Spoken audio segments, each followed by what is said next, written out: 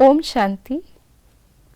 आज 17 मई 2022 है और आज के अव्यक्त इशारों में बाबा हमें बता रहे हैं कि कैसे हमारी स्थिति हम एक रस बना सकते हैं। विघ्न आए या समस्या आए या कोई भी माया का वार हो, उस समय हमारी मनोस्थिति क्या होनी चाहिए जिससे कि हम सहज ही सफलता प्राप्त कर सकते हैं। तो आइए जानते हैं इस रहस्य को आज के बाबा के अव्यक्त इशारों से।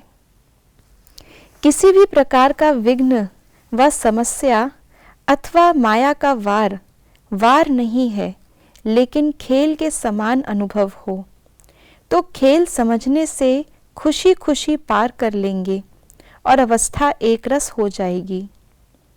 लेकिन अगर इसे वार समझेंगे तो घबराएंगे भी और हलचल में भी आ जाएंगे। तो आज बाबा ने हमें बहुत ही कम शब्दों में और बहुत ही सहज सफलता प्राप्त करने का और अचल रहने का, एक रस रहने का मार्ग बताया है। जो बाबा ने कहा कि अपनी स्थिति इतनी श्रेष्ठ बना ले कि कोई भी विघ्न व समस्या व माया का वार नहीं, लेकिन खेल महसूस हो। तो विघ्न हम किसको कहते हैं, समस्या हम किसको कहते हैं और माया का वार क्या होता है। विघ्न का मतलब कोई भी ऐसी परिस्थिति, भले ही वो हमारे अपने कोई पिछले कोई कर्म या संस्कार हो या सामने वाली आत्मा के संस्कार के कारण हो, जो हमें पुरुषार्थ में या किसी भी क्षेत्र में आगे बढ़ने नहीं देती। तो जब हम एक ही जगह पर अटक जाते हैं, उसको विघ्न कहा जाता है। समस्या अर्थात कोई भी ऐसी परिस्थिति जिसमें हम अपनी कमजोरी के कारण ही कहीं ना कहीं अटक रहे हैं, आगे नहीं बढ़ पा रहे हैं, उसका कोई सल्यूशन नहीं ढूंढ पा रहे हैं। हर परिस्थिति समस्या नहीं होती।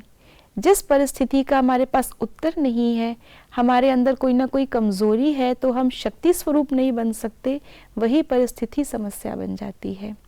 तो समस्या बनाने वाली हमारी अपनी कमजोरी है। और तीसरा है माया का वार। माया का वार कई प्रकार से आता है। कई बार भ्रम के रूप से आता है, कई बारी हमारे अपने विकर्म होते हैं जो सामने आ जाते हैं, पुराने संस्कार होते हैं, और कई बारी हमें माया का वार अन्य आत्माओं की तरफ से भी आता है, संशय के रूप से भी आता है। तो इन सभी बातों में अगर हमें हलचल में ना आकर के अचल रहना है, तो एक ही बात बाबा ने आज बताई है, और वो ये कि इनको हम वार नहीं खेल समझें। जैसे जब भी कोई खेल होता है, कोई भी हम राइड्स पे जाते हैं तो ऊपर भी जाते हैं, नीचे भी जाते हैं। तो नीचे जाते समय हमको ये खुशी होती है कि अभी फिर ऊपर जाना है, ये हम समझते हैं ये चक्र है। नीचे जाएंगे तो उसका अपना एक आनंद होता है। तो यहाँ ज्ञान मार्ग में हम पुरुषार्थ में नीचे जाने का आनंद तो नहीं, लेकिन नीचे जाने के साथ साथ ये ज्ञान हमें है कि ये कहीं ना कहीं हमारे लिए कुछ न कुछ हमें अपनी कमज़ोरी बता करके उसको सुधारने का मौका देगा। और अपनी शक्तियों को हम जब उजागर करते हैं तो कोई भी परिस्थिति हमें भारी नहीं करती, हमें वो चीज़ विघ्न लगती ही नहीं, लेकिन वो एक खेल के समान लगती है। तो जब हम ज्ञान को अच्छी तरह से यूज़ करेंगे तो विघ्न हो या समस्या हो या माया का वार हो, वो हमारी उन्नति का साधन बन जाता है।